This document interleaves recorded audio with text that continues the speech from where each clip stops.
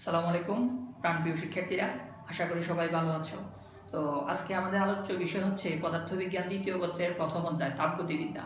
তো তাপগতিবিদ্যা থেকে আমরা আলোচনা করব আজকে তাপ এবং তাপমাত্রার যে অংশটা আছে ওই অংশটা। তো চলো আমরা শুরু করি। আমরা ছোটোবেলা থেকেই, অর্থাৎ আমরা 9-10-এ বা আমরা ক্লাস 8-এ আমরা তাপ এবং তাপমাত্রা সম্পর্কে ধারণা নিয়েছি। তো আমরা আজকে একটু ব্যাপকভাবে ধারণা নেওয়ার চেষ্টা করব। এখন আমরা অনেকেই তাপ এবং তাপমাত্রাকে বলি যে এক বিষয়, এটাকে একসাথে গোলাই ফেলি আমরা। তাপ এবং তাপমাত্রা অনেকেই বলি যে এক, আসলে এই বিষয়টা যে এক না, তোমরা আজকের আলোচনার পর সেটা তোমরা খুব ভালোভাবে ক্লিয়ার হবে। এখন তাপ বলতে কি বোঝায়? তাপ বলতে কি বোঝায় আমরা ছোটবেলা থেকে জেনে আসছি যে তাপ এক প্রকারের শক্তি। তাপ এক প্রকারের শক্তি যেটা আমাদেরকে ঠান্ডা এবং গরমের অনুভূতি জাগায়। এই সংজ্ঞাটা খুব সহজ একটা সংজ্ঞা এবং ছোটবেলা থেকে আমরা এই সংজ্ঞাটা জানি যে তাপ এক প্রকারের শক্তি যেটা ঠান্ডা এবং গরমের অনুভূতি জাগায়। আর তাপমাত্রা কি? তাপমাত্রা হলো একটা বস্তুর তাপীয় অবস্থা, যেটা অন্য কোনো বস্তুর সংস্পর্শে আসলে তাপ গ্রহণ করবে না বর্জন করবে সেটা নির্দেশ করে। আমি তাপের আরেকটা সংজ্ঞা দিব একটু পরে। শোনো, খেয়াল করো, এটা একটা বস্তু, এটা একটা বস্তু। যেমন মনে করো এই বস্তুর তাপমাত্রা মনে করো 50°C, আর এই বস্তুর তাপমাত্রা মনে করো যে 30°C। এখন দুইটা বস্তুকে পরস্পরের সংস্পর্শে আনলাম, অর্থাৎ তাপীয় সংস্পর্শে আনলাম, তাহলে কি হবে? 50°C তাপমাত্রার যে বস্তুটা আছে সে তাপ হারাবে, আর 30°C তাপমাত্রার যে বস্তুটা আছে সে তাপ গ্রহণ করবে। তার মানে তাপমাত্রা নির্দেশ করে কোনো একটা বস্তু অন্য কোনো বস্তুর সংস্পর্শে আসলে তাপ গ্রহণ করবে নাকি তাপ হারাবে, অর্থাৎ তাপ প্রবাহের দিক নির্দেশ করে। যেমন এই লাল বস্তুটা, এটার নাম যদি আমরা এ বস্তু দেই, এই বস্তুটার নাম যদি আমরা বি বস্তু দেই, কালো বস্তুটা, তাহলে এ বস্তু এখানে তাপ হারাবে আর বি বস্তু এখানে তাপ গ্রহণ করবে। তার মানে এই দিকে তাপের সঞ্চালন ঘটবে, অর্থাৎ এই বস্তু থেকে বি বস্তুর দিকে তাপের সঞ্চালন ঘটবে। তার মানে তাপমাত্রাটা হলো একটা বস্তুর তাপীয় অবস্থা যেটা অন্য কোনো বস্তুর সংস্পর্শে আসলে সে কি তাপ গ্রহণ করবে না বর্জন করবে, অর্থাৎ তাপ প্রবাহের দিকটা নির্দেশ করে দেয় কি তাপমাত্রা। এখন আসো, তাপের যদি আমরা অন্য একটা সংজ্ঞা দিই যে তাপ হলো এমন একটা শক্তি যেই শক্তিটা তাপমাত্রার ব্যবধানের কারণে উষ্ণতম বস্তু, অর্থাৎ এই যে এটার তাপমাত্রা বেশি, এটার তাপমাত্রা কম, এটাকে আমরা বলতেছি উষ্ণতম বস্তু, এটাকে বলতেছি আমরা শীতলতম বস্তু তুলনামূলকভাবে।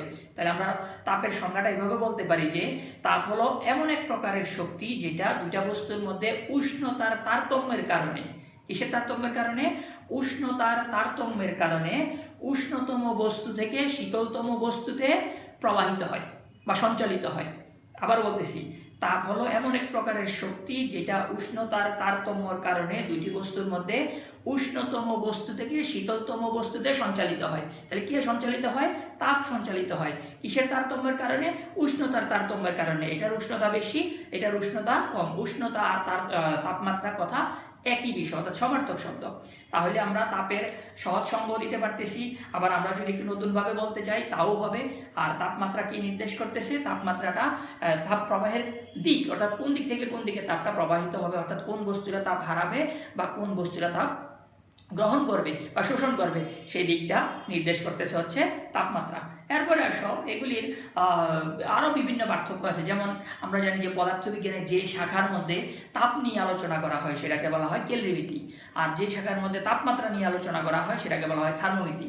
আচ্ছা, আর তাপ পরিমাপ, যে যন্ত্রের সাহায্যে তাপ পরিমাপ করা হয় সেটাকে বলা হয় কেলরিমিটার, আর যে যন্ত্রের সাহায্যে তাপমাত্রা পরিমাপ করা হয় সেটাকে বলা হয় থার্মোমিটার। তাহলে দেখো এখানে কিন্তু পার্থক্য আছে, তার মানে তাপ আর তাপমাত্রা এক বিষয় না। আচ্ছা, এরপরে আসো, তাপ হলো কারণ। তাপ হলো কারণ। কার কারণ? তাপমাত্রার কারণ। তাপের কারণে তাপমাত্রা হয়, তার মানে তাপ হলো কারণ। তাপমাত্রা হলো ফলাফল। কার ফলাফল? তাপের ফলাফল। তাহলে তাপ হলো কার কারণ? তাপমাত্রার কারণ। তাপমাত্রা হলো ফলাফল। কার ফলাফল? তাপের ফলাফল। এখন আসো, এককের দিকে যদি আমরা যাই, তাপের একক, তাপের যেই সিজিএস একক ছিল পূর্বে সেটা ছিল ক্যালোরি, আর বর্তমানে যে এসআই একক যেটা আছে সেটা হলো জুল। তাহলে সাবেক একক যেটা ছিল সেটা হলো ক্যালোরি, আর বর্তমান যে একক সেটা হলো জুল। এখানে ক্যালোরি এবং জুলের মধ্যে একটা সম্পর্ক আছে, সেটা হলো 1 ক্যালোরি ইকুয়াল 4.2 জুল। এটা আমাদের অবজেক্টিভের জন্য কাজে আসবে। তাপের সাবেক একক যেটা আমরা সিজিএস পদ্ধতিতে ব্যবহার করা হতো সেটা হলো ক্যালোরি, আর বর্তমানে যেটা এসআই একক সেটা হলো জুল। তাহলে ক্যালোরি এবং জুলের মধ্যে সম্পর্ক হলো 1 ক্যালোরি ইকুয়াল 4.2 জুল। আচ্ছা, এখন আসো তাপমাত্রার একক কি? তো তাপমাত্রা সিজিএস এর যে এককটা ছিল সেটা ছিল ডিগ্রি সেলসিয়াস বা ডিগ্রি সেন্টিগ্রেড, আর বর্তমানে যে এসআই যে এককটা সেটা হলো কেলভিন। তাহলে এককের মধ্যে পার্থক্য আছে। এবার আসো মাত্রার সমীকরণ। তাপ যেহেতু এক প্রকারের শক্তি, তার মানে মাত্রার সমীকরণ হবে ml² T−2। এটা হলো তাপের মাত্রার সমীকরণ। এটা হলো তাপের মাত্রার সমীকরণ ml² T−2। আর তাপমাত্রার মাত্রার সমীকরণ হলো এখানে থিটা। এই হলো থিটা। খেয়াল করো, তাহলে এটা হলো তাপের মাত্রার সমীকরণ, এটা হলো তাপমাত্রার মাত্রার সমীকরণ। তাহলে দেখা গেল কি এককে পার্থক্য আছে, মাত্রায় পার্থক্য আছে। এখন আসো তাপ কয় প্রকার। যেমন আমরা যদি বলি যে তাপ হচ্ছে এখানে আপাতত 3 প্রকার। যেমন প্রথমটা কি, প্রথমটা হলো অনুভূত তাপ, দ্বিতীয়টা হলো সুপ্ত তাপ, তৃতীয়টা হলো বিকীর্ণ তাপ। এখন আসো অনুভূত তাপটা কি। যেমন আমরা 19-এ একটা সমীকরণ পাইছিলাম যে তাপ কিউ ইকুয়াল তাপকে এখানে কিউ দ্বারা প্রকাশ করা হয়, তাপকে কিউ দ্বারা প্রকাশ করা হয় বা এইচ দ্বারা প্রকাশ করা হয়, আর তাপমাত্রাকে টি দ্বারা, ক্যাপিটাল টি দ্বারা প্রকাশ করা হয় বা থিটা দ্বারা প্রকাশ করা হয়। তাহলে তাপকে প্রকাশ করা হয় কিউ বা এইচ দ্বারা, আর তাপমাত্রাকে প্রকাশ করা হয়, তাপকে প্রকাশ করা হয় এখানে কিউ বা এইচ দ্বারা, তাপমাত্রাকে প্রকাশ করা হয় থিটা বা এখানে টি দ্বারা প্রকাশ করা হয়। তাহলে তাপকে প্রকাশ করা হয় কিউ বা এইচ দ্বারা, তাপমাত্রাকে প্রকাশ করা হয় থিটা বা টি দ্বারা। এখন আসো যে সমীকরণটার কথা বলছিলাম যে তাপ হলো 3 প্রকার। একটা হলো অনুভূত তাপ, একটা হলো সুপ্ত তাপ, আর একটা হলো বিকীর্ণ তাপ। অনুভূত তাপের সমীকরণটা এটা তোমরা ছোটবেলায় পাইছিলা যে Q equal ms del theta, Q equal ms del theta. এই ডেল থিটা মানে হলো তাপমাত্রার পরিবর্তন। এখন আসো অনুভূত তাপের সংজ্ঞাটা কি। অনুভূত তাপটা হলো এমন একটা তাপ যে তাপমাত্রায় পদার্থের তাপমাত্রার ফলে পদার্থের অবস্থার পরিবর্তন হয় না, কিন্তু তাপমাত্রার পরিবর্তন হয়। অবস্থার পরিবর্তন হয় না, কিন্তু তাপমাত্রার পরিবর্তন হয়। যেমন যেমন মনে করো একটা পানি আছে 40 ডিগ্রি সেলসিয়াস তাপমাত্রায়, মনে করো পানি আছে 40 ডিগ্রি সেলসিয়াস তাপমাত্রায়। এই তাপমাত্রাকে আমরা তাপ বৃদ্ধি করলে তার তাপমাত্রা বাড়বে। এটা হয়ে গেল মনে করো 60 ডিগ্রি সেলসিয়াস তাপমাত্রা। দেখো তাপ 40 ডিগ্রি, পানি ছিল 40 ডিগ্রি সেলসিয়াস তাপমাত্রা, আমরা তাপ বাড়ানোর ফলে এখানে তার তাপমাত্রা বৃদ্ধি পেল কত, 60 ডিগ্রি সেলসিয়াস তাপমাত্রা। দেখো 40 ডিগ্রি সেলসিয়াসে তখন সে কিন্তু পানি, আবার 60 ডিগ্রি সেলসিয়াসে তখনও কিন্তু সে পানি। তার মানে অবস্থার কিন্তু কোনো পরিবর্তন হয় নাই। তাহলে এখান থেকে এখানে কিসের পরিবর্তন হলো, তাপমাত্রার পরিবর্তন হয়েছে, কোনো অবস্থার পরিবর্তন হয় নাই। এইখানে যে তাপের প্রয়োজন হয়েছে সেই তাপটাকে আমরা বলি কি, অনুভূত তাপ। তার মানে দেখো যে তাপের ফলে পদার্থের অবস্থার পরিবর্তন হয় না, কিন্তু তাপমাত্রার পরিবর্তন হয়, সেটাকে বলা হয় অনুভূত তাপ। এখানে অনুভূত তাপ Q equal ms del theta. এখানে m হলো ভর, s হলো এখানে আপেক্ষিক তাপ, ডেল থিটা হলো তাপমাত্রার পরিবর্তন। এখন আসো সুপ্ত তাপ। সুপ্ত তাপটা হলো যে তাপের ফলে পদার্থের অবস্থার পরিবর্তন হয় কিন্তু তাপমাত্রার পরিবর্তন হয় না, সেটাকে বলা হয় সুপ্ত তাপ। যেমন আমরা যদি লিখি কিউ ইকুয়াল mLF, বা আমরা লিখতে পারি কিউ ইকুয়াল mLV। খেয়াল করো, যে তাপের ফলে পদার্থের অবস্থার পরিবর্তন হয় কিন্তু কার পরিবর্তন হয় না, তাপমাত্রার পরিবর্তন হয় না। যেমন মনে করো এটা হলো 0 ডিগ্রি সেলসিয়াসের বরফ, কিসে পরিণত হলো, 0 ডিগ্রি সেলসিয়াসের পানিতে। তার মানে 0 ডিগ্রি সেলসিয়াসের বরফ পরিণত হলো 0 ডিগ্রি সেলসিয়াসের পানিতে। কিসের পরিবর্তন হয়েছে, এখানে অবস্থার পরিবর্তন হয়েছে। পূর্বে ছিল বরফ, এখন হয়েছে পানি। পরিবর্তন হয় নাই কিসের, পরিবর্তন হয় নাই তাপমাত্রার। এখানেও 0, এখানেও 0। তাহলে এখানে যে তাপের প্রয়োজন হয়েছে সেই তাপটাকে বলা হয় সুপ্ত তাপ। তাহলে খেয়াল করো এই সুপ্ত তাপ নির্ণয়ের ক্ষেত্রে সূত্র হলো mLF। m হলো ভর, LF হলো এখানে বরফ গলনের আপেক্ষিক সুপ্ত তাপ। বরফ গলনের আপেক্ষিক সুপ্ত তাপ, এটার একটা মান আছে। এখন এটা যদি আসো, যদি এটা যদি এরকম হয় যে 100 ডিগ্রি সেলসিয়াসের পানিকে নিতেছি আমরা 100 ডিগ্রি সেলসিয়াসের বাষ্পে, 100 ডিগ্রি সেলসিয়াসের পানিকে নিতেছি আমরা 100 ডিগ্রি সেলসিয়াসের বাষ্পে। এই ক্ষেত্রেও দেখো ছিল পানি, এটা বাষ্প, এটা হবে বয়েল। তাহলে এখানে 100 ডিগ্রি সেলসিয়াসের পানিকে নিতেছি আমরা 100 ডিগ্রি সেলসিয়াসের বাষ্পে। তাহলে ছিল পানি, হলো বাষ্প। কিসের পরিবর্তন হলো, অবস্থার পরিবর্তন হলো। কিসের পরিবর্তন হয় নাই, তাপমাত্রার পরিবর্তন হয় নাই। অর্থাৎ যে তাপের ফলে পদার্থের অবস্থার পরিবর্তন হয় কিন্তু তাপমাত্রার পরিবর্তন হয় না, সেটাকে বলা হয় সুপ্ত তাপ। তাহলে এখানে কিউ ইকুয়াল mLV, এটা হবে পানির বাষ্পীভবনের সুপ্ত তাপ। পানির বাষ্পীভবনের সুপ্ত তাপ, এটা হবে বরফ গলনের সুপ্ত তাপ, এটা হবে পানির বাষ্পীভবনের সুপ্ত তাপ, আর এটা হবে এখানে পানির ভর। তাহলে আমরা এখানে দুইটা তাপ পেলাম, একটা পেলাম আমরা অনুভূত তাপ, এরপরে পেলাম আমরা সুপ্ত তাপ। আরেকটা তাপ হলো বিকীর্ণ তাপ। বিকীর্ণ তাপটা হলো যেমন আমরা সূর্য থেকে যে আমরা তাপটা পাচ্ছি, অর্থাৎ উষ্ণ, সূর্য কিন্তু পৃথিবী থেকে উষ্ণ বেশি, তাহলে সূর্য থেকে তাপটা আসতেছে কোথায়, পৃথিবীতে আসতেছে বা বিভিন্ন গ্রহগুলির মধ্যে যাচ্ছে। অর্থাৎ যে তাপের ফলে উষ্ণ তাপমাত্রার বস্তু হতে বা শীতলতম বস্তুতে, অর্থাৎ উষ্ণ বস্তু থেকে শীতল বস্তুতে যে প্রক্রিয়ায় তাপ কি হয়, সঞ্চালন হয়, সেটাকে বলা হয় বিকিরণ তাপ। যেমন সূর্যের বিকিরণ, অর্থাৎ সূর্যের তাপ বিকিরণ করতেছে, এই তাপটা কোথায় আসতেছে, পৃথিবীতে আসতেছে এবং বিভিন্ন গ্রহগুলির মধ্যে যাচ্ছে। এখানে যে তাপটা আসতেছে সেটাকে বলা হয় বিকিরণ তাপ। তাইলে আমরা তাপ পেলাম এখানে তিন প্রকার। একটা পেলাম আমরা কি, অনুভূত তাপ, সুপ্ত তাপ, বিকিরণ তাপ। ঠিক একইভাবে তাপমাত্রাকেও আমরা তিন ভাগে ভাগ করতে পারতেছি এখানে, নিম্ন তাপমাত্রা, সাধারণ তাপমাত্রা, উচ্চ তাপমাত্রা। সাধারণত নিম্ন তাপমাত্রাগুলি হয় 0 ডিগ্রি সেলসিয়াসের নিচে, আর এখানে সাধারণ তাপমাত্রা হয় 0 থেকে 500 ডিগ্রি সেলসিয়াস, আর উচ্চ তাপমাত্রাগুলি হয় সাধারণত নিম্ন তাপমাত্রা হলো 0 ডিগ্রি সেলসিয়াসের নিচে, আর সাধারণ তাপমাত্রা হলো 0 থেকে 500, আর উচ্চ তাপমাত্রা যেটা সেটা হলো 500 ডিগ্রি সেলসিয়াসের উপরের যে তাপমাত্রাগুলি সেগুলিকে আমরা বলতে পারতেছি উচ্চ তাপমাত্রা। তো এখন দেখো এই আলোচনা থেকে কি দাঁড়ালো বিষয়টা দাঁড়ালো যে এখানে তাপ এবং তাপমাত্রা আসলে এক বিষয় না, একটা হলো কারণ আর একটা হলো ফলাফল। তাহলে আমরা অবশ্যই বুঝতে পারছি যে তাপ এবং তাপমাত্রা এখানে আমরা এক বিষয় বলতে পারবো না। এখান থেকে তাপের সংজ্ঞা দিতে পারবো, তাপমাত্রার সংজ্ঞা দিতে পারবো, আমরা তাপ এবং তাপমাত্রার পার্থক্য আসলে দিতে পারবো, একক মাত্রার সমীকরণগুলি আসলে বা প্রকারভেদ আসলে আমরা এখান থেকে দিতে পারবো। তো আসো পরবর্তী আলোচনায় যাই আমরা।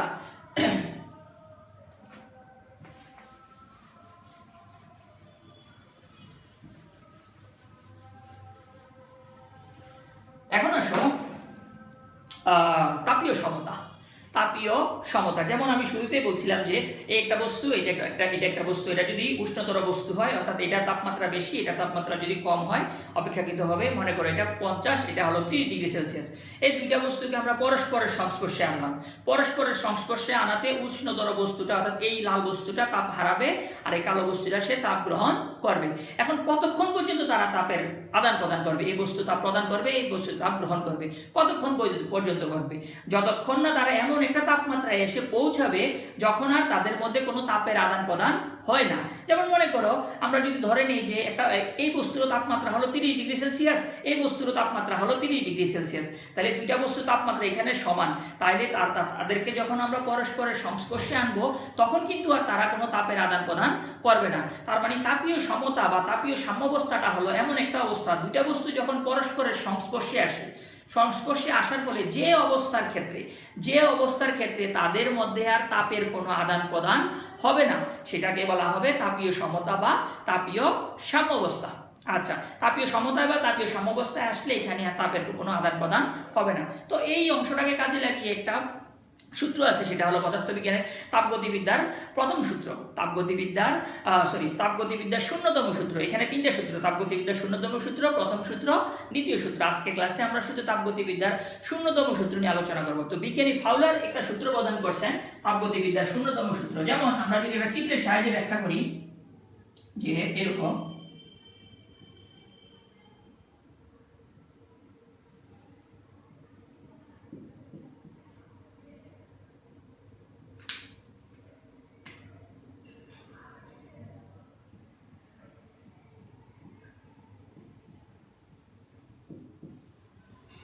বিজ্ঞানী ফাউলার বললেন যে দুটি বস্তু যদি তৃতীয় কোনো বস্তুর সাথে তাপীয় সমতায় থাকে, অর্থাৎ দুটি বস্তু যদি তৃতীয় কোনো বস্তুর সাথে তাপীয় সমতায় থাকে বা সাম্যাবস্থায় থাকে, তাহলে প্রথমোক্ত বস্তু দুটি পরস্পরের সাথে তাপীয় সমতায় থাকবে। কিভাবে? আসো, এ এবং বি দুটি বস্তু, তাদের মাঝে একটা তাপ কুপরিবাহী দেওয়াল, যেটাকে আমি লাল কালি দিয়ে আঁকছি এখানে।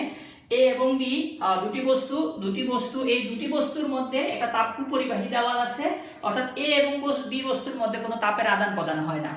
সি এমন একটা বস্তু, যে বস্তুটা এ বস্তুর সংস্পর্শে আছে এবং বি বস্তুর সংস্পর্শে আছে, তাহলে এ এবং সি এর সাথে তাপের আদান প্রদান হয়, বি এবং সি এর সাথে তাপের আদান প্রদান হয়। খেয়াল করো, দুটি বস্তু অর্থাৎ এ এবং বি দুটি বস্তু যদি তৃতীয় কোনো বস্তুর সাথে অর্থাৎ সি বস্তুর সাথে তাপীয় সমতায় থাকে বা তাপীয় সাম্যাবস্থায় থাকে, তখন প্রথমোক্ত বস্তু দুটি পরস্পরের সাথে তাপীয় সমতায় থাকে। আমরা আরেকটু ব্যাখ্যা করি। আসলে যদি মনে করো এখানে এ বস্তুর তাপমাত্রা 10 ডিগ্রি সেলসিয়াস, এ বস্তুর তাপমাত্রা যদি 10 ডিগ্রি সেলসিয়াস হয়, সি বস্তু যদি এ বস্তুর সাথে তাপীয় সাম্যাবস্থায় থাকতে চায়, তাহলে সি বস্তুর তাপমাত্রা কত হতে হবে? অবশ্যই 10 ডিগ্রি সেলসিয়াস হতে হবে। আচ্ছা, 10 ডিগ্রি সেলসিয়াস। এখন আসো, বি বস্তু যদি সি বস্তুর সাথে তাপীয় সমতায় বা তাপীয় সাম্যাবস্থায় থাকতে চায়, বি বস্তুর তাপমাত্রা কত হতে হবে? যেহেতু সি এর তাপমাত্রা 10 ডিগ্রি সেলসিয়াস, বি এরও তাপমাত্রা হবে কত? বি এরও তাপমাত্রা হবে 10 ডিগ্রি সেলসিয়াস। এখন দেখো প্রথম উক্ত বস্তু দুইটা, এখন আমি যদি মাঝখানের এই তাপপরিবাহী দেওয়াল যেটা আছে এটাকে যদি আমি তুলে দেই বা সরাই ফেলি, এখন এই এ এবং বি বস্তু দুইটা যদি পরস্পরের সংস্পর্শে আনি, তাদের মধ্যে কিন্তু আর কোনো তাপের আদান প্রদান হবে না। তারা দুজনেই কিন্তু পরস্পর তাপীয় সাম্যাবস্থায় থাকবে। কেন? কারণ এ তাপমাত্রা 10, বি এর তাপমাত্রা 10 ডিগ্রি সেলসিয়াস। তাহলে দুটি বস্তু যদি, অর্থাৎ এই দুইটা বস্তু এ এবং বি হলো প্রথমোক্ত দুইটা বস্তু, দুটি বস্তু যদি তৃতীয় কোনো বস্তু অর্থাৎ সি বস্তুর সাথে যদি তাপীয় সাম্যাবস্থায় থাকে, তাহলে প্রথমোক্ত মানে হলো এ এবং বি দুটি বস্তু, এ এবং বি দুটি বস্তু পরস্পরের সাথে তাপীয় সমতায় বা তাপীয় সাম্যাবস্থায় থাকবে। তো এটা হলো তাপগতিবিদ্যার শূন্যতম সূত্র। আচ্ছা,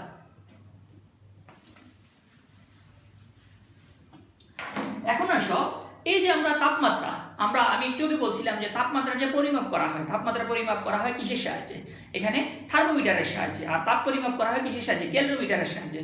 তো আমার কাছে এখানে একটা থার্মোমিটার আছে, আমরা যদি একটু দেখি থার্মোমিটারটা, এই হলো একটা থার্মোমিটার, খেয়াল করো এই হলো একটা থার্মোমিটার। থার্মোমিটারের মধ্যে, আচ্ছা থার্মোমিটার যেহেতু আসছে, এখানে একটা কথা আছে, সেটা হলো উষ্ণতামিতি পদার্থ এবং উষ্ণতামিতি ধর্ম। উষ্ণতামিতি বিষয়টা কি? উষ্ণতামিতি, যেমন তোমরা এটাকে 9 10-এ পড়ে আসছো তাপমিতি ধর্ম এবং তাপমিতি পদার্থ, এটাই এখানে এসে হয়েছে উষ্ণতামিতি ধর্ম এবং উষ্ণতামিতি পদার্থ। উষ্ণতামিতিটা কি? অর্থাৎ পদার্থের যে ধর্মের পরিবর্তনে, অর্থাৎ তাপমাত্রার পরিবর্তনে পদার্থের যে ধর্ম নিয়মিতভাবে কি হয়? পরিবর্তন হয়। যেমন আমরা যখন জ্বর মাপি আমাদের শরীর থেকে, এখানে তাপমাত্রা, তাপ যখন আসাতে তার কিন্তু, যেমন এটা একটা পারদ থার্মোমিটার, এটা হলো একটা পারদ থার্মোমিটার। পারদ স্তম্ভের উচ্চতা কিন্তু আস্তে আস্তে বৃদ্ধি পাচ্ছে। তোমার শরীরের তাপমাত্রাটা যত বেশি হবে, এই পারদ স্তম্ভের উচ্চতা আস্তে আস্তে বাড়বে। আচ্ছা, এই উচ্চতা বাড়তে বাড়তে মনে করো এই অবস্থানে আসলো, এখানে অনেকগুলো দাগ কাটা থাকে। এই যে এই অবস্থানে যখন আসলো, এটা কি চিরজীবন এই অবস্থানে থাকবে? জি না, এটা চিরজীবন এই অবস্থানে থাকবে না। যখন তুমি এটাকে তোমার শরীর থেকে সরাই ফেলবা, তখন সে কিন্তু আর তাপ পাচ্ছে না। তার ফলে আবার এটা আস্তে আস্তে কোথায় নেমে যাবে? নিচের দিকে নেমে যাবে। অর্থাৎ তাপমাত্রার পরিবর্তন, তোমার শরীরের তাপমাত্রা বাড়লে এইটার পারদ স্তম্ভের উচ্চতা বাড়বে, শরীরের তাপমাত্রা যদি কমে এই পারদ স্তম্ভের উচ্চতা কমবে। অর্থাৎ কি দাঁড়ালো বিষয়টা? তাপমাত্রার পরিবর্তনের সাথে সাথে পদার্থের যে ধর্ম নিয়মিতভাবে পরিবর্তন হয়, এবং এই ধর্মকে কাজে লাগিয়ে কোনো বস্তুর তাপমাত্রা সূক্ষ্মভাবে বা নিপুণভাবে নির্ণয় করা যায়, এই ধর্মটাকে বলা হয় তাপমিতি ধর্ম বা উষ্ণতামিতি ধর্ম। আর যে সকল পদার্থের মধ্যে এই ধর্মটা বিরাজমান আছে তাদেরকে বলা হয় উষ্ণতামিতি পদার্থ। যেমন এইটা পারদ থার্মোমিটার, তার মানে পারদ হলো একটা উষ্ণতামিতি পদার্থ। ঠিক একইভাবে অ্যালকোহল থার্মোমিটারও আছে, যখন এখানে ইউজ করা হয়েছে পারদ, কোনো কোনো জায়গায় ইউজ করা হয় অ্যালকোহল, তার মানে পারদ এবং অ্যালকোহল এগুলি হলো উষ্ণতামিতি পদার্থ। এখন আসো, আমরা যে তাপমাত্রা পরিমাপ করি বিভিন্ন রকমের স্কেল আছে, যেমন সেলসিয়াস স্কেল আছে, ফারেনহাইট স্কেল আছে এবং কেলভিন স্কেল আছে। সেলসিয়াস স্কেল, ফারেনহাইট স্কেল এবং কেলভিন স্কেল আছে। তো আসো আমরা এই স্কেলগুলি নিয়ে আলোচনা করব। এই স্কেলগুলির একটার সাথে আরেকটা সম্পর্ক আছে, এই সম্পর্কগুলি নিয়ে আমরা আলোচনা করব। যেমন এই যে থার্মোমিটারটা আছে, এখানে পারদ আছে, টেম্পারেচার যখন বৃদ্ধি পায় অর্থাৎ তাপমাত্রা যখন বৃদ্ধি পায়, পারদ স্তম্ভের উচ্চতা আস্তে আস্তে বৃদ্ধি পায়। এখানে কিন্তু দাগ কাটা আছে, বিভিন্নভাবে দাগ কাটা আছে। এই দাগগুলি দিয়ে আমরা নির্দেশ করতে পারি তোমার শরীরের তাপমাত্রা বা কোনো বস্তুর তাপমাত্রা সেটা কত। এখন প্রত্যেকটা থার্মোমিটারের মধ্যে দুইটা বিন্দু নির্দিষ্ট থাকে। একটা বিন্দু হলো নিম্ন স্থির বিন্দু, একটা বিন্দু হলো উচ্চ স্থির বিন্দু। সেলসিয়াস বলো, ফারেনহাইট বলো, কেলভিন বলো, সবগুলির মধ্যে আছে নিম্ন স্থির বিন্দু এবং উচ্চ স্থির বিন্দু। যেমন আমরা যদি এখানে একটু চিত্রের সাহায্যে ব্যাখ্যা করি, যেমন দেখো এইখানে এখানে আমি 4টা থার্মোমিটার রাখছি। এই যে এখানে আমরা যদি একটু মার্কিং করে দেই 1 2 3 4, যেমন মনে করো 2 নং যে থার্মোমিটারটা এটা হলো সেলসিয়াস স্কেলে, 3 নংটা হলো ফারেনহাইট স্কেলে, 4 নংটা হলো কেলভিন স্কেলে। আমি শুরুতেই বলছি যে প্রত্যেকটা থার্মোমিটারের দুইটা নির্দিষ্ট বিন্দু থাকে, একটা হলো নিম্ন স্থির বিন্দু আর একটা হলো উচ্চ স্থির বিন্দু। এই যে এই যে এইখানে আমি যে লাল লাল দাগটা দিয়ে দিচ্ছি, এখানে এই লাল দাগের এই বিন্দুটা হলো নিম্ন স্থির বিন্দু, আর এই দাগের এইখানে এটা হলো উচ্চ স্থির বিন্দু। ঠিক একইভাবে আমরা ফারেনহাইট স্কেলের ক্ষেত্রে এটা নিম্ন স্থির বিন্দু, এটা উচ্চ স্থির বিন্দু, এটা নিম্ন স্থির বিন্দু, এটা হলো উচ্চ স্থির বিন্দু।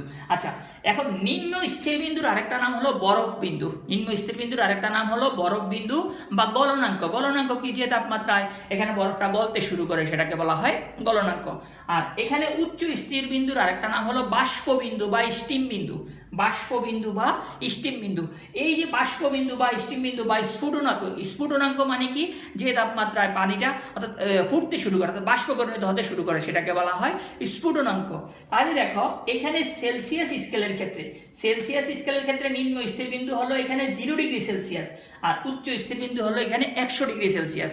ফারেনহাইট স্কেলের ক্ষেত্রে নিম্ন স্থির বিন্দু বা বরফ বিন্দু হলো 32 ডিগ্রি ফারেনহাইট, আর উচ্চ স্থির বিন্দু বা বাষ্প বিন্দুটা হলো এখানে 212 ডিগ্রি ফারেনহাইট।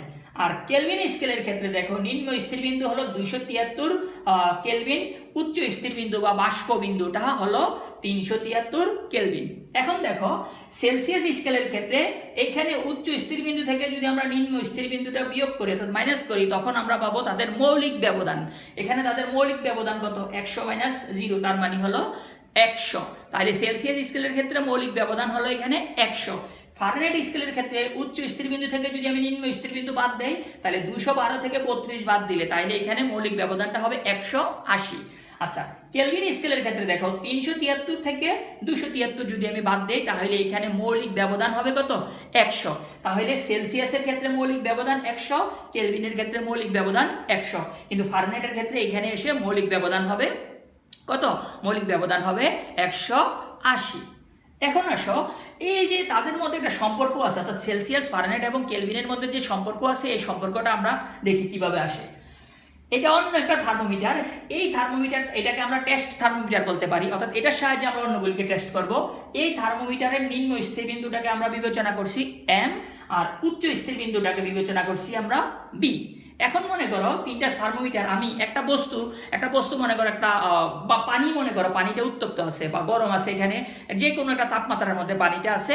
এই পানিটার মধ্যে আমি এই 4টা থার্মোমিটার একত্রে স্থাপন করে দিলাম, এই যে এই বিন্দুগুলি।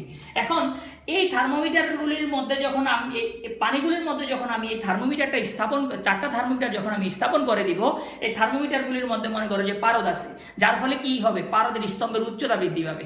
এখন এই যে প্রথম থার্মোমিটারের যে আছে সেটার পারদ স্তম্ভের উচ্চতা বৃদ্ধি পেয়ে কত হয়েছে? S বিন্দুতে আসছে। দ্বিতীয় থার্মোমিটারের পারদ স্তম্ভের উচ্চতা বৃদ্ধি পেয়ে C বিন্দুতে আসছে। পানিও এক, পারদও এক। এখানে পানির মধ্যে ডুবানো হলো আর ভিতরে সবগুলির মধ্যে পারদ আছে, তার মানে প্রথমটা আসলো S বিন্দুতে, দ্বিতীয়টা আসলো C বিন্দুতে, তৃতীয়টা আসলো F বিন্দুতে, চতুর্থটা আসলো K বিন্দুতে। খেয়াল করো এই ক্ষেত্রে বিভিন্ন থার্মোমিটারের রিডিং বিভিন্ন হবে, অর্থাৎ মানগুলি বিভিন্ন আসবে, কিন্তু তাদের যে উচ্চতা আছে, পারদ স্তম্ভের যে উচ্চতা আছে, উচ্চতাটা কিন্তু সমান হবে। প্রথম থার্মোমিটারের ক্ষেত্রে উচ্চতা হলো SM, দ্বিতীয় থার্মোমিটারের ক্ষেত্রে উচ্চতা যদি আমরা বলি U থেকে, অর্থাৎ 0 থেকে C বিন্দু পর্যন্ত, তৃতীয় থার্মোমিটারের থেকে 32 থেকে F পর্যন্ত, চতুর্থ থার্মোমিটারের ক্ষেত্রে 273 থেকে K পর্যন্ত।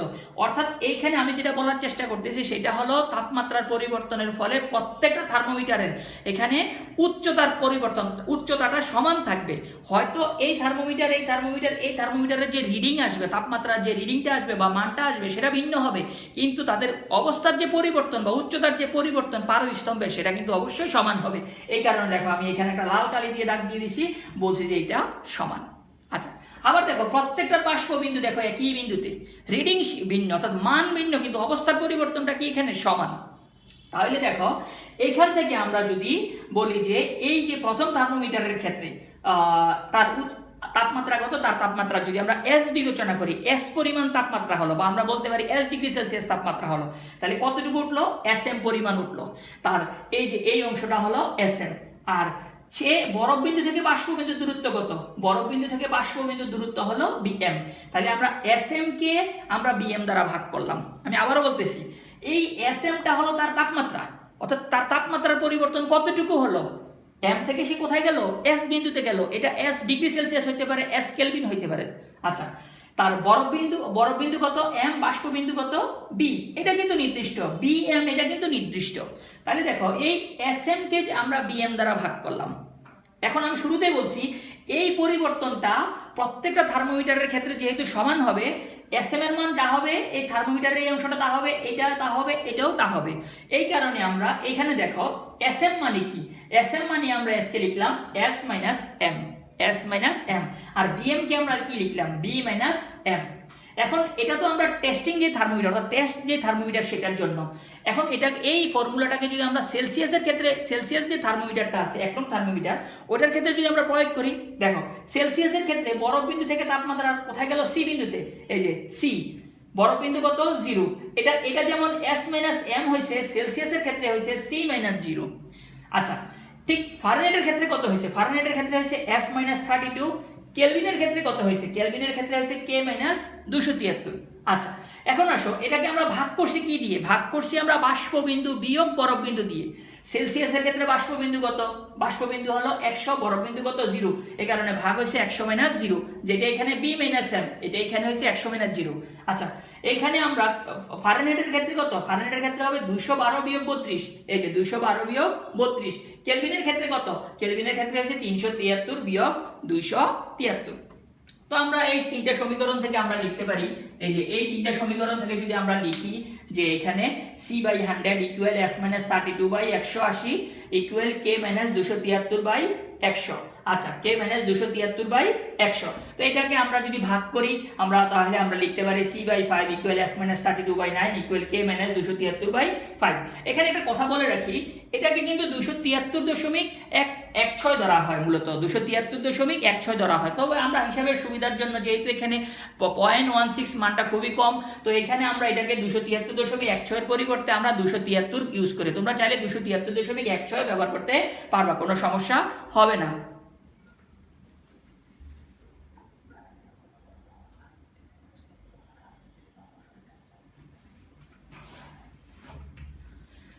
আচ্ছা তো এইখান থেকে আমরা এই যে সেলসিয়াস ফারেনহাইট এবং কেলভিন স্কেলের মধ্যে আমরা সম্পর্ক পেলাম। এখন এই যে সেলসিয়াস ফারেনহাইট এবং কেলভিন স্কেলের মধ্যে সম্পর্ক, এটা দিয়ে আমরা কি করব, আমরা কি পরীক্ষার প্রশ্নে আসছে তিনটা কি একসাথে ব্যবহার করব না। যেমন তোমাকে সেলসিয়াসের একটা তাপমাত্রা দিয়ে দিল 10 ডিগ্রি সেলসিয়াস, বললো যে ফারেনহাইটে কত, তখন এই সি এর মান তুমি 10 বসাবে, সি এর মান 10 বসিয়ে তখন এই যে তখন সেলসিয়াস থেকে ফারেনহাইটে যখন যাবে তখন সমীকরণ ইউজ করবা এইটা, অর্থাৎ সি এর সাথে এই যেটা তুমি সি এর মান 5 বসিয়ে, আর যদি 10 ডিগ্রি সেলসিয়াস বলে সি এর মান 10 বসিয়ে এখান থেকে সরাসরি আমরা এফ বের করতে পারবো। আবার তোমাকে ফারেনহাইটের টেম্পারেচার দিয়ে দিছে, ফারেনহাইটে বললো যে এখানে 50 ডিগ্রি ফারেনহাইট, তোমাকে বললো যে কেলভিনে কত, কেলভিনে যদি বের করতে চাও তখন আমরা এই যে এখান থেকে এই যে ফারেনহাইট এবং কেলভিন, অর্থাৎ ফারেনহাইট এবং কেলভিন, অর্থাৎ তিনটা সমীকরণ কখনোই আমরা একত্রে ব্যবহার করব না। সেলসিয়াস ফারেনহাইট বললে এই দুইটা অংশ, ফারেনহাইট কেলভিন বললে এই দুইটা অংশ, আবার সেলসিয়াস কেলভিন বললে আমরা এই দুইটা অংশ ব্যবহার করব। অর্থাৎ সেলসিয়াসে 10 ডিগ্রি সেলসিয়াস বললো, কেলভিনে কত, তখন আমরা লিখবো C by 5 equal K minus 273 by 5। তো এই সমীকরণটা কিন্তু আমরা অন্যভাবে খুব সহজেই করতে পারি, এই সমীকরণ না বসিয়ে। যেমন কিভাবে, আমরা যদি লিখি C by 5 equal K minus 273 by 5, এখান থেকে আমরা 5 5 কেটে দিলাম, তাহলে রইল কি সি ইকুয়াল কে মাইনাস 273, তাহলে কে ইকুয়াল সি প্লাস 273।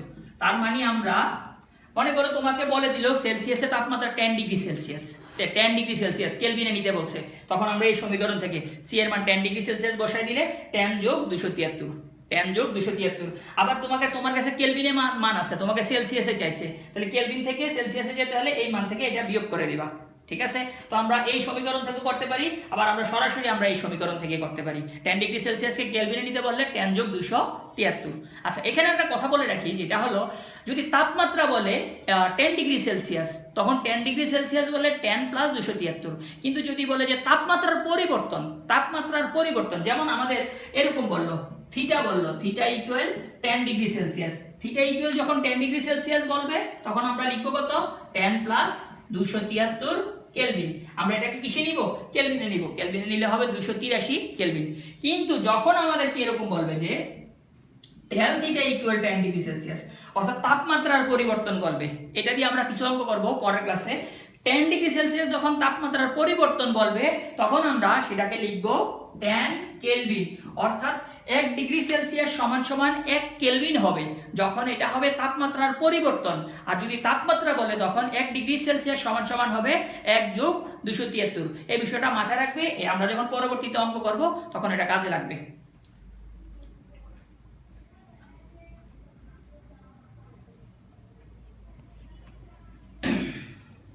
তো এরপরে আসো, এটা হলো এই এতক্ষণ আমরা যেটা আলোচনা করলাম যে তাপমাত্রার ক্ষেত্রে অর্থাৎ বিভিন্ন স্কেলের মধ্যে যে সম্পর্কগুলি আছে তাপমাত্রা পরিমাপের, ওই সম্পর্কগুলি নিয়ে এতক্ষণ আমরা আলোচনা করছি। এখন আসো, আমাদের এখানে শুরুতেই বলছিলাম যে কিছু স্থির বিন্দু আছে, আমাদের নিম্ন স্থির বিন্দু আছে এবং ঊর্ধ্ব স্থির বিন্দু আছে, নিম্ন স্থির বিন্দু এবং ঊর্ধ্ব স্থির বিন্দু। তো এখন স্থির বিন্দু কয়টা পেলাম আমরা এখানে? স্থির বিন্দু পেলাম আমরা এখানে দুইটা। এইখানে এটা একটা নিম্ন স্থির বিন্দু, এটা একটা উচ্চ স্থির বিন্দু। এই দুই স্থির বিন্দুকে কাজে লাগিয়ে আবার তাপমাত্রা নির্ণয় করা যায়। দুই স্থির বিন্দুকে কাজে লাগিয়ে কিভাবে তাপমাত্রা নির্ণয় করা যায়? এই যে আমরা সূত্রের সাহায্যে আমরা তাপমাত্রাটা নির্ণয় করতে পারবো দুই স্থির বিন্দুকে কাজে লাগিয়ে। তো খেয়াল করো, এটা হলো থিটা। থিটাটা কোথায় থেকে আসলো? আমি শুরুতেই বলছিলাম এই যে এটা এসএম, এই এসএমটাই হলো আমার এখানে থিটা। আর এই যে বিএম, এই বিএমটা হলো আমার এখানে এন। এন মানে হলো আমার এখানে ভাগশেষ অর্থাৎ তার মৌলিক ব্যবধানটা হলো বিএম। এইখানে যেটা এসএম এখানে এসে সেটা থিটা, এখানে যেটা বিএম এখানে এসে সেটা এন। এখন আসো, এই যে এসএম বাই বিএম ইকুয়াল কত লিখছিলাম আমরা? ইকুয়াল লিখছিলাম আমরা সি মাইনাস জিরো। এখানে যেটা সি এটা হলো এক্স থিটা, এটা যে কোনো তাপমাত্রা, এটা একটা যে কোনো তাপমাত্রা। আর জিরো যেটা সেটা হলো এক্স আইস।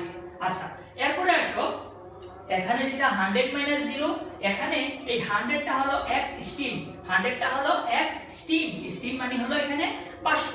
আচ্ছা, আর এই 0 যেটা এইখানে যেটা 0 সেটা হলো x আইস। তার মানে বিষয়টা দাঁড়ালো theta by n equal x theta minus x ice divided by x steam minus x ice. এখন আমরা এখান থেকে কি লিখতে পারি? থিটা ইকুয়াল আমরা আমাদের এই এনটা যেহেতু এই পাশে ভাগ আছে, এই পাশে গেলে কি হয়ে যাবে? এই পাশে গেলে এটা গুণ হয়ে যাবে। এখন এই যে সূত্র আছে, এই সূত্রটাকে কাজে লাগিয়ে অর্থাৎ দুই স্থির বিন্দু ব্যবহার করে, এই দুই স্থির বিন্দু ব্যবহার করে আমরা সেলসিয়াস স্কেলে, ফারেনহাইট স্কেলে এবং কেলভিন স্কেলে সূত্রগুলির রূপ কেমন হবে সেটা নিয়ে এখন আমরা আলোচনা করব। খেয়াল করো, এক নং সমীকরণ যেটা দিছি সেটা হলো সেলসিয়াস স্কেলের ক্ষেত্রে, দুই নংটা হলো ফারেনহাইট স্কেলের ক্ষেত্রে, তিন নংটা হলো কেলভিন স্কেলের ক্ষেত্রে। দেখো পার্থক্যটা কোথায়? পার্থক্যটা হলো এইখানে সেলসিয়াস স্কেলের ক্ষেত্রে ভাগ সংখ্যা কত? সেলসিয়াস স্কেলের ক্ষেত্রে হলো ভাগ সংখ্যা বলতে এখানে মৌলিক ব্যবধান কত?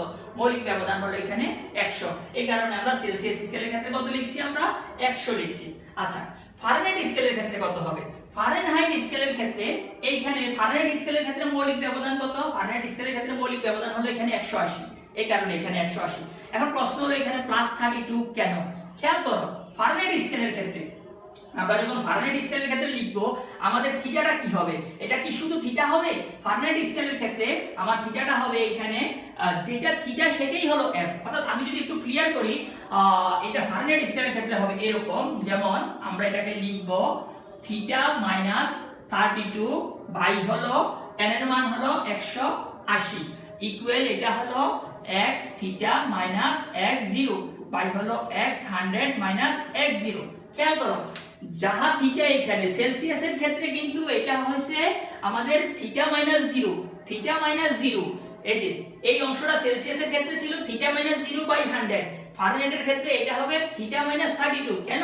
কারণ f মাইনাস 32। ঠিক একইভাবে কেলভিনের ক্ষেত্রে হবে k মাইনাস 273, অর্থাৎ কেলভিনের ক্ষেত্রে এখানে হবে k মাইনাস 273। আবার বলতেছি, সেলসিয়াসের ক্ষেত্রে থিটা মাইনাস 0, ফারেনহাইটের ক্ষেত্রে থিটা মাইনাস 32 আর কেলভিনের ক্ষেত্রে থিটা মাইনাস 273। সেলসিয়াসের ক্ষেত্রে এখানে হবে 100, ফারেনহাইটের ক্ষেত্রে হবে 180, কেলভিনের ক্ষেত্রে হবে এখানে 100। তো এই সমীকরণ থেকে আমরা এই সমীকরণে চলে যেতে পারবো। এই 180 এখানে গুণ আকারে থাকবে, মাইনাসটা এই পাশে গেলে প্লাস হবে। ঠিক একইভাবে এখানে যখন আমরা কেলভিনের জন্য বের করব, কেলভিনের জন্য বের করলে এখানে হবে 100 আর এখানে হবে থিটা মাইনাস 273। এই 273টা এখানে প্লাস অর্থাৎ যোগ আকারে আসছে আর 100টা এখানে গুণ আকারে আসছে। এখন আসো, এই যে অবস্থাটা, এই অবস্থাটার মধ্যে এখানে এটা হলো সেলসিয়াস স্কেলের জন্য, ফারেনহাইট স্কেলের জন্য, এটা হলো কেলভিন স্কেলের জন্য। আমি শুরুতেই বলছিলাম যে থার্মোমিটার বিভিন্ন রকমের হতে পারে। আমাদের এখানে যে থার্মোমিটারটা আমি দেখাইছি এই থার্মোমিটারটা হলো পারদ থার্মোমিটার। এখানে উষ্ণতামিতি পদার্থটা হলো পারদ। আর এখানে অ্যালকোহল থার্মোমিটার হইতে পারে, তখন উষ্ণতামিতি পদার্থ হবে অ্যালকোহল। আবার অনেক সময় গ্যাস থার্মোমিটার হয়, তখন স্থির চাপে বা স্থির আয়তনে গ্যাস থার্মোমিটার হয়। আবার অনেক সময় রোদ থার্মোমিটার হয়। এই যে তখন উষ্ণতামিতি পদার্থগুলি কিন্তু পরিবর্তন হচ্ছে। যখন উষ্ণতামিতি পদার্থগুলি পরিবর্তন হচ্ছে তাদের ধর্ম পরিবর্তন হবে। এই ধর্মের পরিবর্তনের উপর ভিত্তি করে সূত্রগুলি কেমন হয় আসো একটু দেখি। যেমন মনে করো এটা যদি একটা পারদ থার্মোমিটার হয়, আমি যদি ধরি যে সেলসিয়াস স্কেলে দাগ কাটা এটা একটা পারদ থার্মোমিটার, তো পারদের ক্ষেত্রে কিসের পরিবর্তন হয়? পারদের ক্ষেত্রে তার উচ্চতার পরিবর্তন হয় বা দৈর্ঘ্যের পরিবর্তন হয়। অর্থাৎ তাপমাত্রা যত বাড়ে এই পারদ স্তম্ভের উচ্চতাটা তত কি হয়? বৃদ্ধি পায়। তাহলে দেখা গেল কি কিসের পরিবর্তন হচ্ছে? দৈর্ঘ্যের পরিবর্তন হচ্ছে। তার মানে এইখানে এক্স থিটার জায়গায় কি হবে? এটা হবে এল থিটা। এটা হবে এল থিটা, যে কোনো তাপমাত্রা যে দৈর্ঘ্যটা।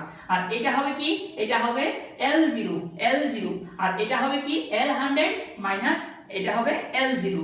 আচ্ছা, যদি এটা রোদ থার্মোমিটার বলতো তাহলে কি হতো? তাহলে হতো R theta minus R zero, R theta minus R zero by হতো আর 100 মাইনাস আর জিরো। যদি স্থির চাপে গ্যাস থার্মোমিটার যেগুলি আছে স্থির চাপে হতো তখন এটা কি হতো? এটা হতো V theta minus V zero by হলো ভি 100 মাইনাস ভি জিরো। যদি স্থির আয়তনে বলতো তখন কি হতো? তখন হতো P theta minus P zero by হলো P 100 minus P zero into 100। ঠিক একইভাবে এই যে 1 2 3 এই সমীকরণগুলি আমরা বিভিন্ন থার্মোমিটারের ক্ষেত্রে অর্থাৎ পারদ থার্মোমিটার, এরপর রোদ থার্মোমিটার, গ্যাস থার্মোমিটার যেগুলি আছে যখনই উষ্ণতামিতি পদার্থ পরিবর্তন হয়ে যাবে তখন সূত্রের যে স্ট্রাকচার গঠন যেটা আছে সেটা ঠিক থাকবে, শুধুমাত্র এল হবে বা আর হবে বা পি হবে বা বি হবে, মূল সূত্র কিন্তু আবার এটাই। তো এতক্ষণ যে আলোচনা করছি সেটা হলো দুই স্থির বিন্দুর সাহায্যে আমরা তাপমাত্রা নির্ণয় করছি, সেলসিয়াস স্কেল, ফারেনহাইট স্কেল এবং কেলভিন স্কেল। এখন আলোচনা করব আমরা এক স্থির বিন্দুর সাহায্যে। এক স্থির বিন্দু, এখানে একটা বিন্দুকে স্থির ধরা হয়েছে। দুই স্থির বিন্দুর ক্ষেত্রে দুইটা বিন্দুকে স্থির ধরা হয়েছে। এখানে ধরা হয়েছে একটা বিন্দুকে স্থির। এই যে একটা বিন্দুকে স্থির ধরা হয়েছে সেই বিন্দুটা কি? সেই বিন্দুটা হলো পানির ত্রৈধ বিন্দু। সেটা হলো পানির ত্রৈধ বিন্দু। এখন আসো এই ত্রৈধ বিন্দু বিষয়টা কি? ত্রৈধ বিন্দু বা ট্রিপল পয়েন্ট বিষয়টা কি? ত্রৈধ বিন্দুটা হলো যেমন আমরা এই আলোচনাটা আমরা ছোটবেলায় পড়ছিলাম, 9 10 পড়ছিলাম আমরা যে ত্রৈধ বিন্দু বা ট্রিপল পয়েন্ট অর্থাৎ একটা নির্দিষ্ট চাপে যে তাপমাত্রায় পদার্থ এখানে কি থাকতে পারে? কঠিন, তরল এবং জলীয় বাষ্প, এই তিন অবস্থা থাকতে পারে। অর্থাৎ একটা নির্দিষ্ট চাপে যে তাপমাত্রায় পদার্থটা তিন অবস্থায় সহাবস্থানে থাকতে পারে বা সাম্যাবস্থানে থাকতে পারে, যেমন কঠিন, তরল এবং জলীয় বাষ্প। যেমন আমরা যদি একটু উদাহরণ দেই, যেমন মনে করো এটা একটা বরফ, এটার তাপমাত্রা মনে করো যে 0 ডিগ্রি সেলসিয়াস। এখন এই যে বরফটা, এই যে 0 ডিগ্রি সেলসিয়াস, এটা একটা বরফ। এই বরফটা এখন গলা শুরু হলো। কি হলো? গলা শুরু হলো। এখন মনে করো এই যে বরফটা গলে পানি হচ্ছে, এই যে বরফটা গলে এই যে পানি হচ্ছে। এই যে পানি, এই পানিটার তাপমাত্রাও কিন্তু কত? 0 ডিগ্রি সেলসিয়াস। তাহলে দেখো এটা কিসে আছে? কঠিনে আছে। আর এটা কিসে আছে? তরলে আছে। কত তাপমাত্রা? 0। বাকি হলো কি? জলীয় বাষ্প। আমরা অনেক সময় দেখা যায় যে আমরা যখন ফ্রিজটা যখন খুলি আমরা ওইখান থেকে দেখা যায় যে ধোঁয়ার মতো বেরোতেছে। আবার এই যে বরফটা যখন তুমি এখানে রাখবা তখন দেখবা যে এটা থেকে এক প্রকার ধোঁয়ার মতো বের হচ্ছে, অর্থাৎ জলীয় বাষ্প। তাহলে এই যে ধোঁয়াগুলি বের হচ্ছে বা এই যে ধোঁয়াগুলি এইভাবে বের হচ্ছে, এটারও তাপমাত্রা কত? 0 ডিগ্রি সেলসিয়াস। তার মানে দেখো একটা নির্দিষ্ট চাপে যে তাপমাত্রাটা কত? 0 ডিগ্রি সেলসিয়াস এইখানে পানির ক্ষেত্রে। আচ্ছা, এইখানে এই যে এইটাকে বলা হয়, অর্থাৎ আমরা যদি কেলভিনে নেই এটা হবে 273.16 কেলভিন, অর্থাৎ 273.16 কেলভিন। খেয়াল করো নির্দিষ্ট চাপে যে তাপমাত্রায় পদার্থ তিন অবস্থা সাম্যাবস্থা থাকতে পারে, অর্থাৎ কঠিন, তরল এবং জলীয় বাষ্প। আর পানির ক্ষেত্রে যদি আমরা বলি এই যে চাপ যেটা বলছিলাম আমরা 4.58, অর্থাৎ 4.58 মিলিমিটার এইচজিপি তে তার তাপমাত্রাটা হলো পানির ক্ষেত্রে 273.16 কেলভিন। আর তাহলে আমরা যদি সহজে বলি যে পানির ত্রৈধ বিন্দুটা কি, অর্থাৎ একটা নির্দিষ্ট চাপে যে তাপমাত্রায় পানি তিন অবস্থায়, এখানে কঠিন, তরল, জলীয় বাষ্প, এই তিন অবস্থা সহাবস্থানে থাকে সেটাকে বলা হয় পানির ত্রৈধ বিন্দু। এই ত্রৈধ বিন্দুটাকে স্থির বিন্দু ধরা হয়েছে। এই ত্রৈধবিন্দুটাকে স্থির বিন্দু ধরে, অর্থাৎ এক স্থির বিন্দুর ক্ষেত্রে ত্রৈধবিন্দুটাকে স্থির বিন্দু ধরে এইখানে যে টেম্পারেচারটা নির্ণয় করছে এটা হলো T = x/xtr। এই tr মানে হলো ট্রিপল পয়েন্ট ইনটু হলো 273.16 কেলভিন। এটা হলো পানির ত্রৈধবিন্দুর ক্ষেত্রে। খেয়াল করো এই এক্সটা কি। এখন আসো এইখানেও আমাদের অনেকগুলো থার্মোমিটার কাজ করবে, যেমন পারদ থার্মোমিটার আছে, রোদ থার্মোমিটার আছে, গ্যাস থার্মোমিটার আছে। যদি রোদ থার্মোমিটার হয় তাহলে এই টি যখন আমরা নির্ণয় করব টি ইকুয়াল কি হবে R/RTR। যদি আমাদের পারদ থার্মোমিটার হয় তাহলে কি হবে L/LTR। যদি স্থির চাপে হয় তাহলে হবে V/VTR। যদি স্থির আয়তনে হয় তাহলে হবে P/PTR। ঠিক আছে। এখন খেয়াল করো এই এক্সটা হলো যে তাপমাত্রা নির্ণয় করব আমরা, এই যে তাপমাত্রাটা নির্ণয় করতেছি এই তাপমাত্রায় উষ্ণতামেরী পদার্থের যে ধর্মটা আছে তার মান। আর এই যে xtr এটা হলো পানির ত্রৈধবিন্দুতে, যেমন আমরা যদি রোদ থার্মোমিটারের কথা বিবেচনা করি এটা হবে RTR, তার মানে ত্রৈধবিন্দুতে রোদের মান কত। আর এই এক্সটা হবে যে তাপমাত্রা নির্ণয় করতেছি ওই তাপমাত্রায় রোদ। তার মানে রোদ থার্মোমিটারের ক্ষেত্রে এই সমীকরণটা কি দাঁড়াবে T = R/RTR ইনটু 273.16 কেলভিন। তো আমরা এই যে সমীকরণগুলি নিয়ে আলোচনা করা হয়েছে, এখানে যে সম্পর্কটা নিয়ে আলোচনা করা হয়েছে, এই সম্পর্কগুলি এবং এই সমীকরণগুলির সাহায্যে আমরা কয়েকটা অঙ্ক করার চেষ্টা করব। এই অঙ্কগুলি সাধারণত আমাদের অবজেক্টিভের জন্য গুরুত্বপূর্ণ। তো আসো আমরা কিছু অঙ্ক করি।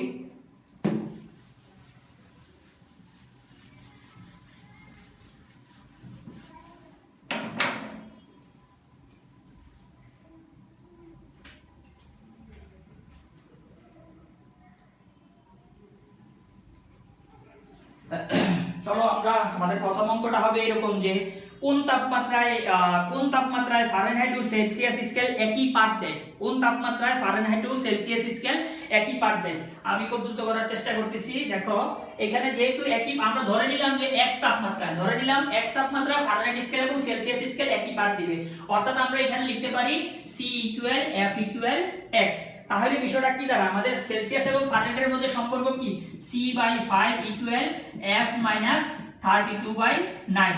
এখানে আমরা c এর মান কত ধরছি আমরা x, তার মানে হবে x/5 = x - 32/9। তাহলে আমরা লিখতে পারি এখানে 9x = 5x হলো 160 তাহলে দাঁড়ালো বিষয়টা কি 4x = -160 তার মানে x = -40° বা -40° ফারেনহাইট। খেয়াল করো আমাদের প্রশ্নটা ছিল কোন তাপমাত্রায় ফারেনহাইট স্কেল এবং সেলসিয়াস স্কেল একই পাঠ দেয়। তাহলে এখানে যাহা সেলসিয়াসের মান তাহাই ফারেনহাইটের মান, দুইটাকে মানকে আমরা x ধরছি। যেহেতু দুইটা স্কেলের কথা বলা হয়েছে সেলসিয়াস এবং ফারেনহাইট, তো আমরা সেলসিয়াস এবং ফারেনহাইটের যে সম্পর্ক আছে সেটা বিবেচনা করছি। c এর মান x, f এর মান x। এখান থেকে আমরা সমাধান করে x এর মান পেলাম আমরা 40°C। এখন বলছেন যেহেতু কোন তাপমাত্রায় দুইটা স্কেলের মান সমান, এটা সেলসিয়াসও হইতে পারে ফারেনহাইটও হইতে পারে, তার মানে x এর মান এটা -40°C অথবা -40° ফারেনহাইট। এই দুই তাপমাত্রা অর্থাৎ এই তাপমাত্রায় সেলসিয়াসের মান এবং ফারেনহাইটের মান কি হবে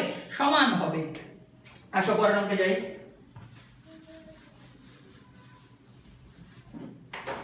আমাদের পরের অঙ্কে বললো যে একটি নির্দিষ্ট রোদ থার্মোমিটারের বরফ বিন্দু ও বাষ্প বিন্দু যথাক্রমে 4.5 ওহম এবং 9.5 ওহম কোন তরলে স্থাপন করলে এর রোধ হয় 6.1 ওহম। তরলের তাপমাত্রা কত, আমাদের এখানে তাপমাত্রা বের করতে বলছে। খেয়াল করো আমাদের এখানে বলছে বরফ বিন্দু, তো বরফ বিন্দুর ক্ষেত্রে R0 এর মান হলো 4.5 ওহম। এরপরে বললো স্টিম বিন্দু মানে বাষ্প বিন্দু, তার মানে হলো R100 এর মান হলো 9.5 ওহম। এরপরে বললো কি, এরপরে বললো স্টিম বিন্দু। আচ্ছা কোন তরলে স্থাপন করলে এর রোধ হয় 6.1, তার মানে এটা হবে R থিটা, এটা হবে R থিটা হলো আমাদের এখানে 6.1 ওহম। কি বের করতে বলছে তাপমাত্রা থিটা বের করতে বলছে, এই যে থিটা বের করতে বলছে। আমরা থিটার সূত্র জানি কি, যেহেতু রোদ থার্মোমিটার আমরা লিখব R theta minus R0 divided by R100 minus R0 into 100°C। তো R থিটার মান হলো এখানে আমাদের 6.1 minus 4.5 divided by 9.5 minus 4.5 into 100°C, তার মানে হলো 32°C। যেহেতু আমাদের এখানে রোদের কথা বলছে এই কারণে আমরা রোদের সূত্রটা ব্যবহার করছি। যদি স্থির চাপ বা স্থির আয়তনের সূত্র বলতো তখন আমরা P বা V ব্যবহার করতে পারতাম। তো আমরা আরেকটা অঙ্ক করব। সেটা হলো এরকম যে একটি প্লাটিনাম রোধ থার্মোমিটারের পানির ত্রয়োবিন্দুর রোধ হলো 6.7 ওহম এবং কক্ষ তাপমাত্রার রোধ 7.5 ওহম পাওয়া যায়। রোধ থার্মোমিটারের কক্ষ তাপমাত্রা কত? খেয়াল করো, এইখানে কক্ষ তাপমাত্রা বের করতে বলছে। এরপরে এখানে পানির ত্রয়োবিন্দুর রোধ মানে ট্রিপল পয়েন্টের ক্ষেত্রে যেটা, সেটা হলো 6.7 ওহম। আচ্ছা, কক্ষ তাপমাত্রার রোধ মানে যে কোনো তাপমাত্রার রোধ আর সেটা হলো 7.5 ওহম। কি বের করতে বলছে? রোধ থার্মোমিটারের কক্ষ তাপমাত্রা কত? T equal what? আচ্ছা, তো আমরা এই ক্ষেত্রে এক স্থির বিন্দুর যে সূত্রটা আছে সেটা হলো T equal R by RTR into 273.16 kelvin. তো R এর মান হলো 7.5 আর RTR এর মান হলো 6.7 ইনটু 273.16। তো এখান থেকে আমাদের মান চলে আসবে 305.77 কেলভিন। এটা হলো টি এর মান। তো এইটাও আমরা পারদ থার্মোমিটার বলো, স্থির আয়তন বলো, স্থির চাপ বলো, তখন সূত্রের ফর্মুলা ঠিক থাকবে, অর্থাৎ স্ট্রাকচারটা ঠিক থাকবে। শুধু আর এর জায়গায় এখানে এল হবে, বা আর এর জায়গায় টি হবে, বা আর এর জায়গায় ভি হবে। তো এইভাবে আমরা আজকে যে আলোচনাগুলি করছি, এই আলোচনার সাহায্যে আমরা এই যে সূত্রগুলি আছে, এই সূত্রগুলি আমরা বিভিন্নভাবে যখন অঙ্কগুলি আসবে, এগুলি আমরা পরীক্ষার হলে আসলে আমরা অ্যান্সার করতে পারবো। তো আজকে এতটুকুই। ভালো থাকো, সুস্থ থাকো, অবশ্যই বাসায় থাকো এবং বিজ্ঞানের সঙ্গে থাকো। ধন্যবাদ।